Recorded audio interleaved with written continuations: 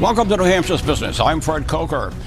Take a look at this aerial view of a new 15-acre campus in Franklin for New Hampshire's military veterans with housing, veteran services, recreation, and a conference center. It's been created by Easter Seals and its Veterans Count program, the state of New Hampshire, and Procon. The contractor is the contractor, and it's now open for business in part to serve those among New Hampshire's 85,000 plus veterans who need some help and a job. Here in the studio to give us details on this boost in services for our veterans and on hiring them is Brigadier General Alan Aldenberg, Chief Military Affairs and Veterans Services Officer at Easter Seals, New Hampshire's incoming Assistant Adjutant General, and a former Manchester Police Chief, and Colonel Brenton Fraser, Director of the Division of Community-Based Military Programs at the New Hampshire Department of Military Affairs and Veterans Services, a decorated Army veteran who also served as a Department of Army civilian leader with the U.S. Army Space and Missile Defense Command.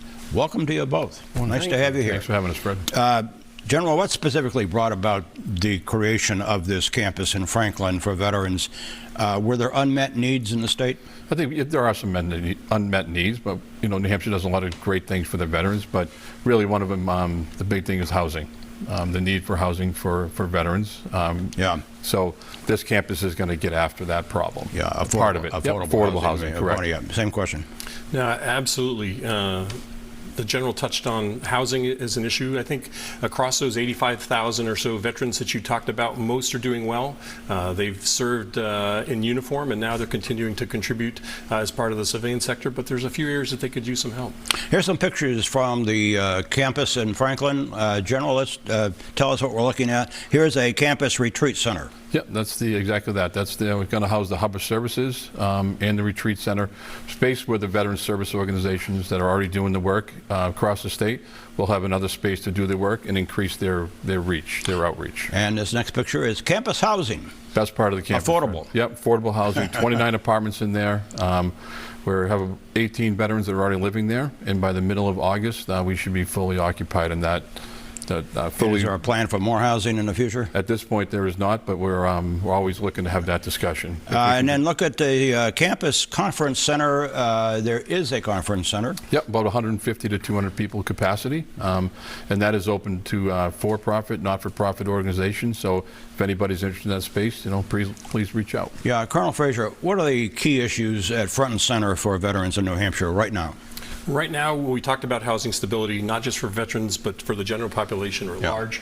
But there's also mental health, suicide prevention type activities.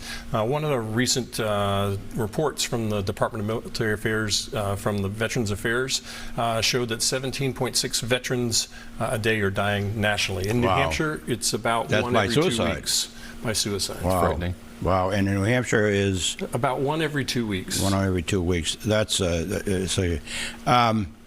same question, General. Will the suicide problem be dealt with at this center in some way? Sure, because the people that are already doing the work in that space will have additional space to do that work. And again, I think it's important that maybe the campus will help to increase their outreach and how many veterans they're reaching, perhaps, north of the Concord area. Yeah. Because, people are doing a lot of great work. We just want to provide space to increase the outreach to drive that suicide rate down to zero. Colonel Fraser, one of your department's priorities is to help veterans find jobs, and there is an event July 25th in Pembroke, and we're going to put the details up on the screen. Location, connection with organizations, the time 11 to 1, and there's a website there. You can go to more information. Tell us about it. Yeah, no, absolutely. Focused on veterans, the department as well as New Hampshire Employment Security are hosting this event next week. About 200,000 veterans every year transition from the services. About 2,000 or so come to New Hampshire. And we're excited to be able to host this event to help facilitate veteran-friendly businesses match their critical needs with the great skill sets of our veterans. Final, here's a quote from an Air Force veteran from Merrimack, reported in the Portsmouth Herald in 2022. You put on a uniform and you feel like Superman.